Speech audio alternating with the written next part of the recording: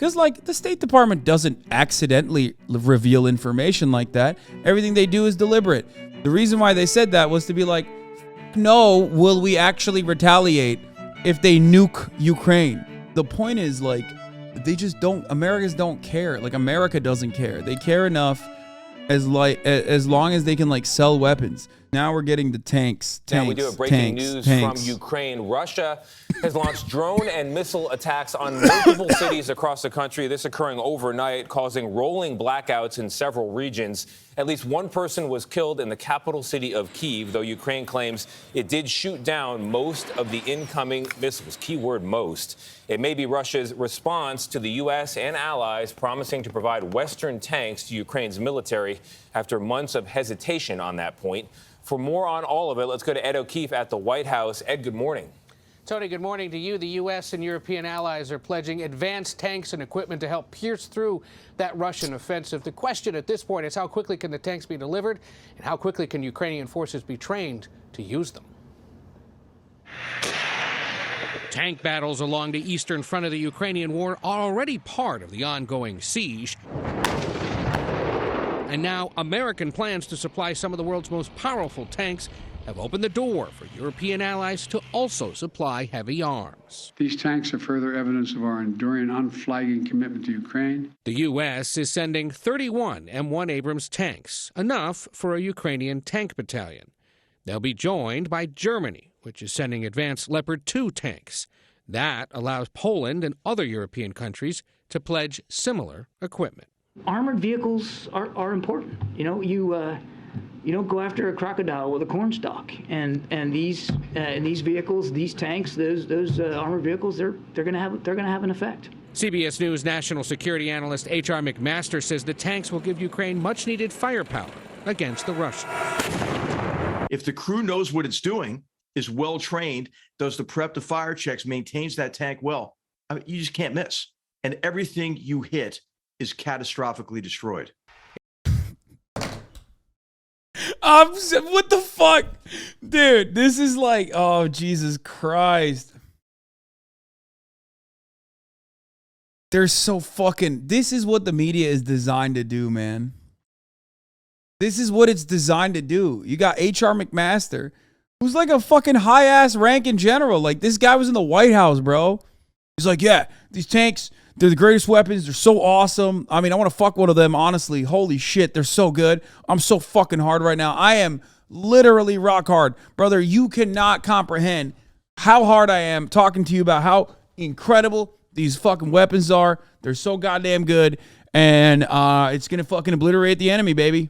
In Congress, where support for Ukraine remains. Now tankies have something to understand, okay? Tankies, H.R. McMaster, the one of the perpetrators of American imperialism, coming over tanks.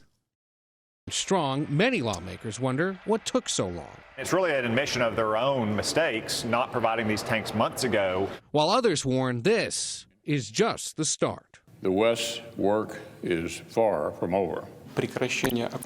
In public Wednesday, Russian President Vladimir Putin made no mention of the tank announcement, but Ukrainian President Volodymyr Zelensky, celebrating his 45th birthday, did.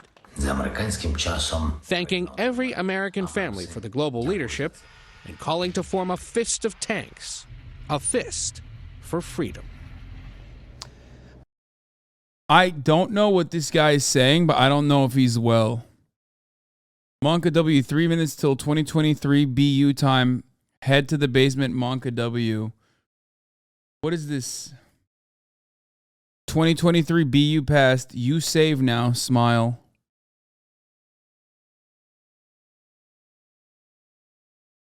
What?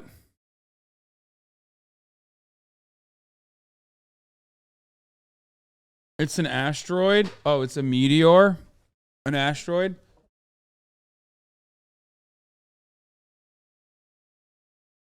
Some of you guys are nerdy in not all right ways, okay? Part of why this is getting so much attention is that even 3 months ago, nobody anticipated that the U.S. or European allies would be sending tanks to the Ukrainian front lines. It's a reminder, Gail, that this conflict is just nowhere near over. At least one person has died, 2 injured in Kyiv, Ukraine this morning after Russia launched more than 30 missiles at the capital.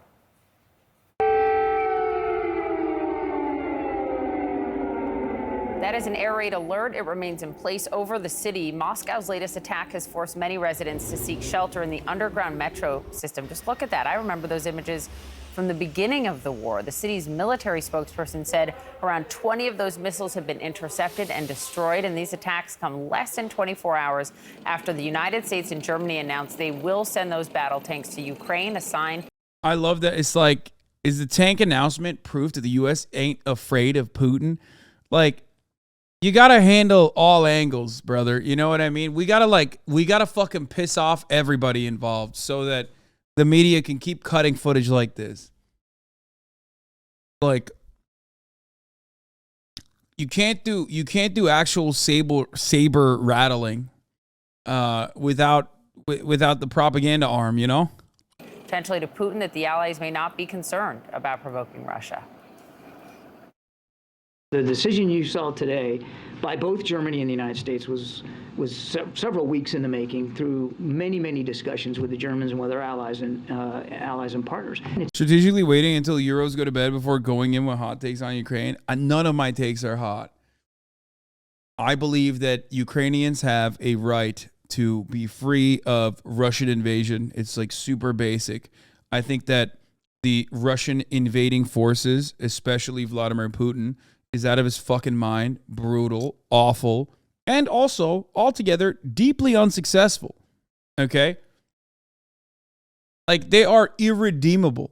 Sure, I criticize Ukraine. I criticize like Ukrainian governance, whatever. All that stuff is completely cast aside when you consider how big of a fuck up Vladimir Putin is. Okay? As far as like our interest in the matter, though, America is, they're just so fucking hard. I mean, you saw H.R. McMaster.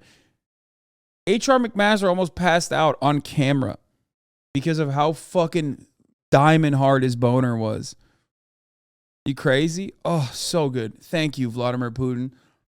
These motherfuckers, the State Department would suck Vladimir Putin's cock if they could. They're like, dude, you literally gave us an opportunity after we fucking left a $52 billion budget hole by pulling out of Afghanistan. You invaded Ukraine. Oh my God. Oh, I'm coming. I'm coming so hard. I can't even think. Like, immediately, all we had to do was like, literally, we didn't have to like cook the books. We didn't have to fucking even turn Excel spreadsheets off. All we had to do was change the recipient to Ukraine. Like, change a couple addresses and we're good. What a miracle. What a miracle this has been.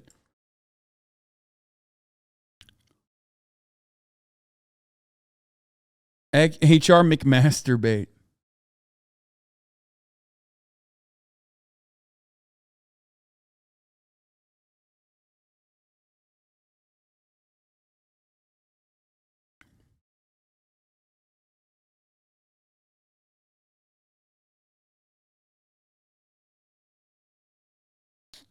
And why not? For the first time since Korea, the U.S. military-industrial complex can sell their weapons with a clear conscience. What? Clear conscience? You think, one, that they have a clear conscience? You're trolling, right? What? Bro, you think they're not selling to Saudi Arabia still? Like, what the fuck do you mean? Shut up. There is no conscience, okay? They just care about selling weapons. That's it.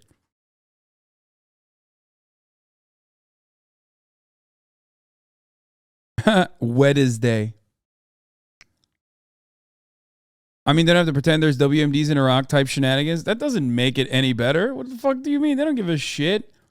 They never stopped funneling weapons into Afghanistan. They did it. We were still invading Afghanistan. Also, my man said Korean War was justified, which is, you know, maybe look into it a little bit further before you say stuff like that.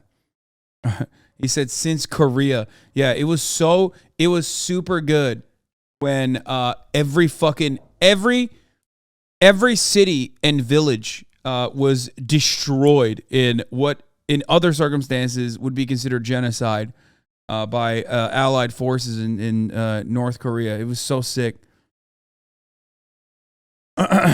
It's about coordination. It's about the unity here and the resolve that we all have together to help support Ukraine. The Russian embassy in Berlin said this, quote, is extremely dangerous decision. It takes the conflict to a new level of confrontation. It contradicts the statements of German politicians about their unwillingness to have Germany be drawn into it. Fareed Zakaria, host of Fareed Zakaria GPS on CNN, is with me. It's great to have you. Thank you so much. So what do you think big picture here? Yes, it's a dramatic shift for Germany. But in terms of what it tells us about... Are you in favor of sending tanks to Ukraine or against it? Dude, I don't care. I don't. I'm sorry. It sucks. I know. You want me to give you like a hot take or something. I don't care. There is nothing, and I mean absolutely nothing I can say or do that will make the situation right, okay? It's two fucking assholes fighting over fighting a proxy war over territory that is getting eviscerated, okay? That's it.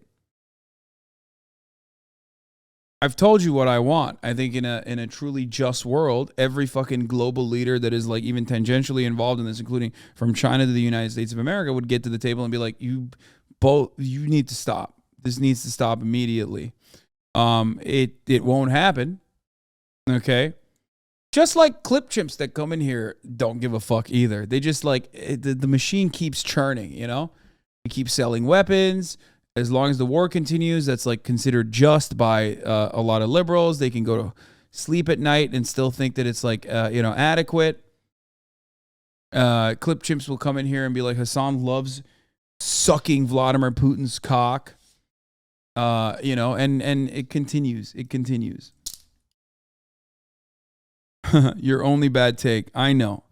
My bad take is that I think that, peace should happen. I wish that peace could happen. That's a bad take. I know. It's really bad. Sorry, I should say the other thing. War should continue happening. And America should continue selling as many weapons as they possibly can that we also made with our tax dollars, that they're also buying with our loans that we gave them. Hopefully so that like we can replenish the supply of weapons that we have, again, with more tax dollars being spent on weapons. All so that, this war continues over. And as long as like Russia has enough manpower and enough weapons and enough fucking missiles to keep bombing the shit out of like territory that does not deserve that does not deserve any kind of military action and ruins people's lives. Is that better? Is that better for you? Do you like that? Yeah, I know you don't see an issue, you fucking idiot. Yeah, we know you don't see an issue. Whether the West really fears Putin at all anymore. Well, I think this is one of those cases where the official line actually is accurate, that it really is a... War is bad, obviously, but the situation we are in necessitates action to stop the Russians from enslaving 40 million people. Yes, that's what the Russians are trying to do. You're right. They want to do satanic rituals in Ukraine. That's what they want to do. Right. Yeah. About the unity and resolve of the Western powers. It really is extraordinary if you think about it.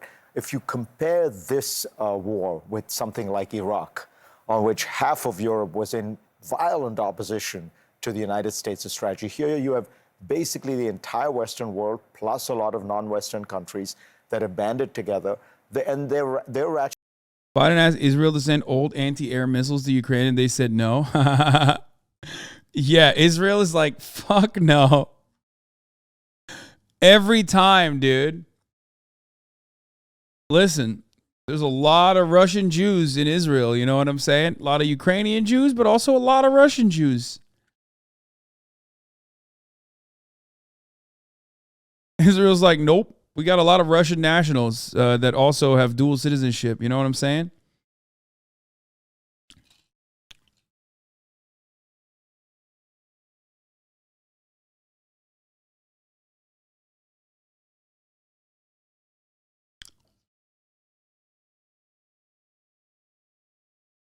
You with your anti-American hatred and no understanding of Eastern Europe or Russians at all. Brother, if you want to know my real fucking opinions of Eastern Europeans and Russians in general, you should, you know, I can't even paywall it, okay? I don't care is all I'm saying. Do you understand? I don't care. I don't know why or when motherfuckers in the Eastern Bloc decided that, like, in the post-Soviet world, that they decided that, like, there's some unique component, okay? There's something unique there that, like, each individual citizen needs to be heard in, like, the same kind of, like, American liberal brain rot. You are not part of the team, little bro. If Russia actually fucking threw a nuclear bomb into the heart of Estonia and you think America would retaliate by also launching nukes, you are delusional, okay? Nobody cares. They care only as far as they can sell weapons. Do you understand? I'm sorry. You think these motherfuckers care about, like, Moldova? What are you, crazy? You think they care about Poland? What are you, nuts? You're delusional. Ukraine already made that mistake. They're like, oh, wait, what the fuck? Why is there no Article 5? Why aren't they protecting Ukrainian territory by sending troops? Go ahead, make that mistake.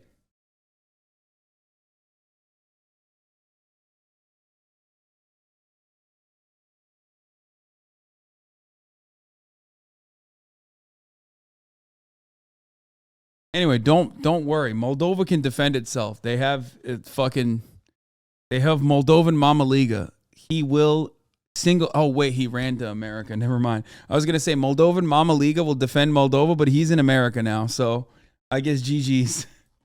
Their strongest warrior is now here with us in the United States of America.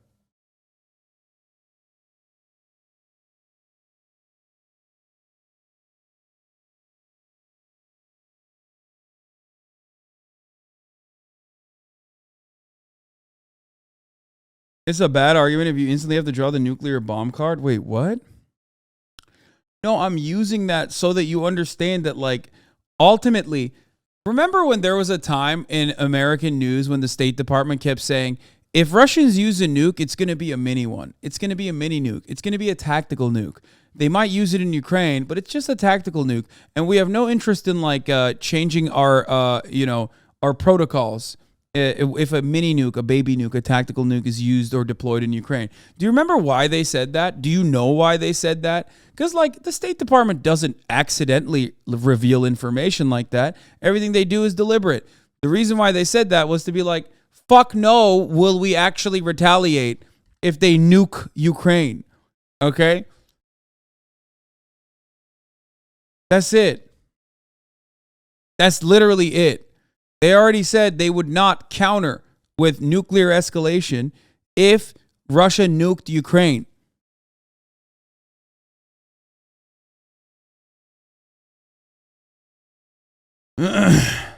And the point is, like, they just don't, Americans don't care. Like, America doesn't care. They care enough as long as they can, like, sell weapons. So don't be delusional and think like, oh, silly American, you do not know anything about Russians or Eastern Europeans, and here you are talking with your anti-American sentiment. You do not know anti-American sentiment. You will feel it in your heart.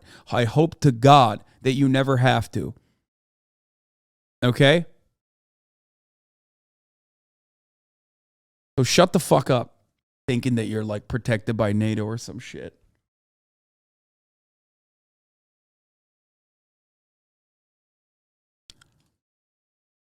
So cocky. Ratcheting up as the Russians ratchet up because Putin has fundamentally decided he can't beat the Ukrainian army, so he's going to try to defeat the Ukrainian nation. Those air raid sirens you were talking about, this is indiscriminate bombing into a civilian. It's funny because, like, we were just looking at a tweet about Israel being like, yeah, we're not giving you anti-defense missiles, even old ones that we're no longer using. And this motherfucker is still like, you don't understand, dog. You just don't get it. It's a very complex situation. It's not. It's just weapons manufacturing. That's it. Parts of the city. Kyiv is not, I was there in September. It's not a military city. It doesn't have huge military bases. He is just killing civilians. And so in order to do something to break what is, what appears to be a somewhat congealed stalemate on the front lines, the Western countries are trying to ask themselves, how can they move forward? I think it's a really remarkable display of the fact that you have, with all the problems created by Putin's invasion, oil crisis, energy crisis, the West is united.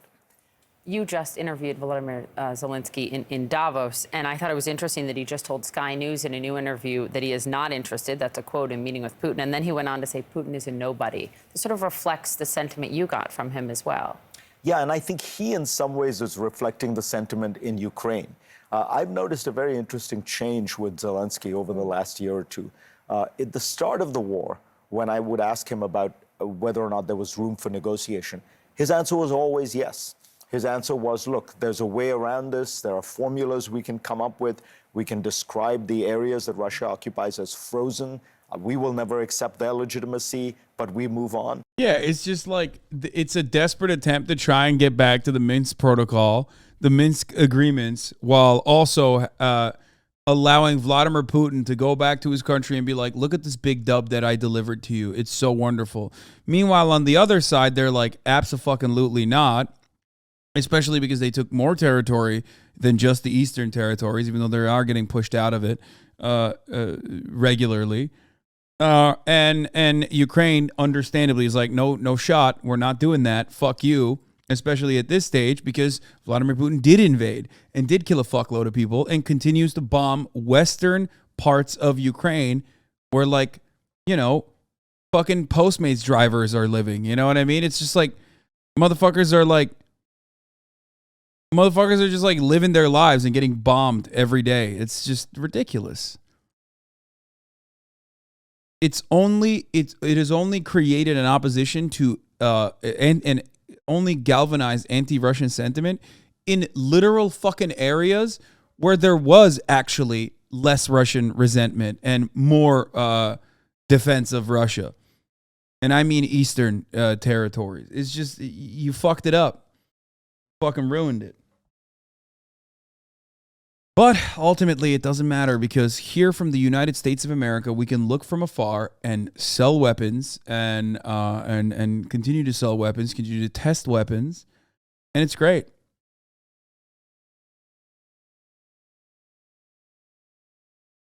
Yeah, Western Ukraine already hated Russia. I know. I'm talking about Eastern Ukraine, like entire cities that the Russian forces have basically fucking wiped out. And then came the brutality of the Russian offensive, the attacks on civilians, the war crimes, the Bucha, all that. Yes. And I think it has turned the country, it has turned Ukraine. One thing it's done is it's really created a sense of Ukrainian nationalism far stronger than anything I'd seen. But it's also created an absolute determination that they are not going to surrender. Yeah. They're going to see this through to the end. It is just so fascinating, isn't it, to see the evolution of his leadership that so many questioned when he got elected, right? And look what he has become. Look, the guy was a comic and a producer, and it turned out that, and we never know this about leaders, that when confronted with a crisis, he had the one thing that perhaps you need above all else in a great leader, which is courage. If he had not had the courage that first day to say, I don't need a ride, I need ammo. Yes. And if he had run, the whole history of this war would be completely different. I loved your op-ed this weekend, sort of your takeaway from the World Economic Forum in Davos as it pertains to sort of what will lead the world. And it's not just the United States. You say there are encouraging signs that we are actually witnessing is a new kind of order built on unity and cooperation of the world's free nations. And that just got accelerated, did it not, with the U.S. and Germany coming together in this move this week? I'm so glad you noticed that, because what does this latest tank business show us?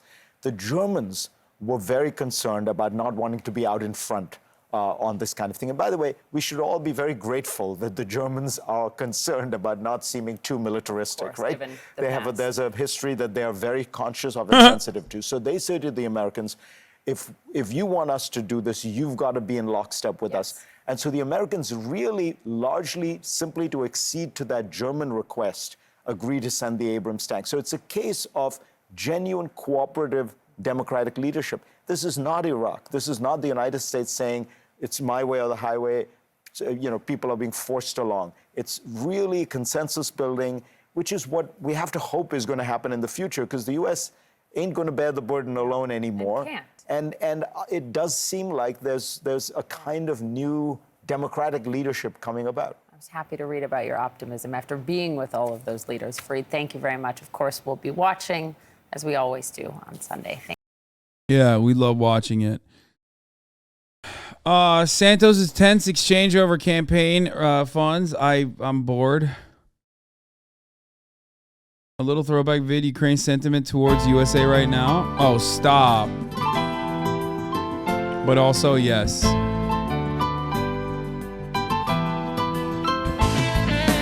Thank you, USA. You are my best friend. You are the peacekeeper. You are the legend. Thank you, USA.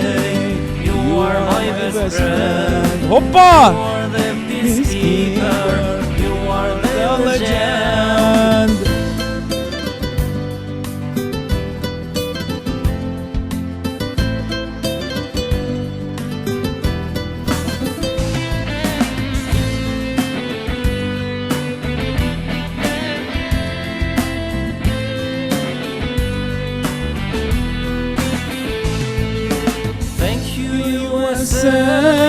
Stopping genocide, helping small Kosovo, stopping the wrong fight. 1999, helping in Kosovo, shaking hands, Clinton and Rugova. Thank you, USA. You are my best friend. You are the peacekeeper. You are the legend.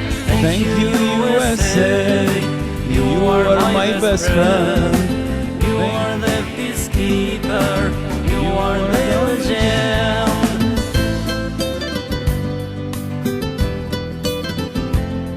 Don't they have? There's a lot of names. There's a lot of babies in Kosovo named Bill Clinton and Tony Blair. Right? I'm not even kidding. This work that we do, the way we thank you. Yeah, Bill Clinton, one word. That we sing, memories will bring. In so many countries, you are. My cousin is named Tony Blair Tahiri. No shot. Yeah, Tony Blair.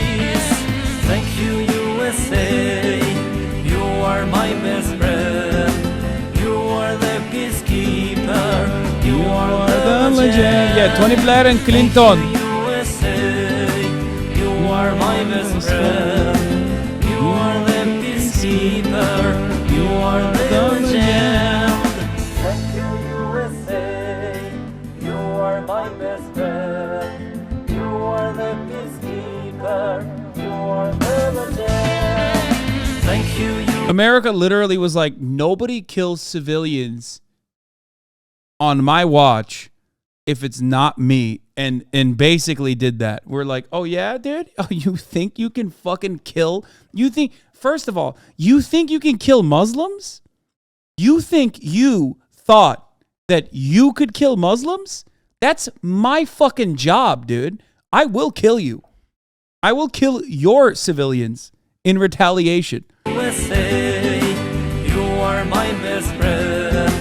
You are the peacekeeper. You are the legend. Thank you, USA.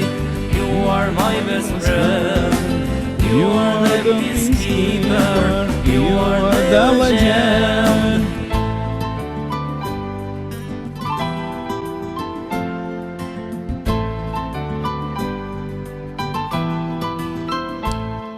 at least like at the end of it though, we got this banger. You know what I mean? It's been a long time since I played this. I used to play this literally non-fucking... Not even Americans loved America this much. Yeah. I used to play this banger all the fucking time, dude. All the fucking time.